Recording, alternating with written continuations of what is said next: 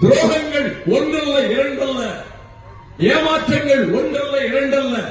ஆனால் அத்தனையும் அலையலையாக படையெடுத்து வந்தாலும் நான் திராவிட இயக்கத்தினுடைய அறிவாளாக, அஞ்சாலஞ்சன் அழகிரியினுடைய வாரிசு என்று மன்னை நாராயணசாமி திருச்சி மாநாட்டிலே என்னை வர்ணித்தாரே, அப்படிப்பட்ட ஒரு வீரனாக திமுக பணியாற்றிய காலத்திலும் அதன் பின்னரும் நான் திராவிட இயக்கத்தின் லட்சியங்களுக்காக நடேசனாரும் பிட்டி தியாகராயரும் தொரவாட் மாதவன் நாயரும் அடித்தளமிட்ட திராவிட இயக்கத்தை, அறிவாசன் தந்தை பெரியாரும் பேரறிஞர் அண்ணாவும் கட்டி காத்து வளர்த்த திராவிட இயக்கத்தை, முத்தமிழ் அறிஞர் டாக்டர் கலைஞர் கட்டி காத்து வருகிற திராவிட இயக்கத்தை என் நெஞ்சிலே சுமந்து கொண்டிருக்கிற வேளையில் எத்தனை பேர் வெடிந்தார்கள் திராவிட இயக்க வரலாற்றில். தாளமுத்து நடராசனும் உடையார்பாளையம் வேலாயுதமும் தூத்துக்குடி வீதியில் நத்த நடிசையில் 8 துண்டுகளாக வெட்டி கொல்லப்பட்ட KVK சாமியும் ஆலந்தூர் சின்னாரும் வண்ணை பாண்டியனும் நெல்லிக்குப்பம் அஜீதும் அவர்களெல்லாம் ரத்தம் சிந்தி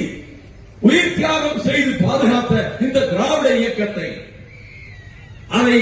பாதுகாப்பதற்காகவே இந்த பிறவியிலே நான் வாழ்கிறேன் என்ற உணர்வோடு திராவிட இயக்க கொள்கைகளுக்காக, லட்சியங்களுக்காக என்னுடைய நான் அசைந்திருக்கவே தவிர திராவிட இயக்க கொள்கைகளுக்கு விரோதமாகவும் லட்சியங்களுக்கு மாறாகவும் நாடாளுமன்றத்திலோ அல்லது மக்கள் மன்றத்திலோ ஒரு நாளும் பேசியதில்லை என்பது நாடு நன்றாக அறியும். அந்த உணர்வோடுதான்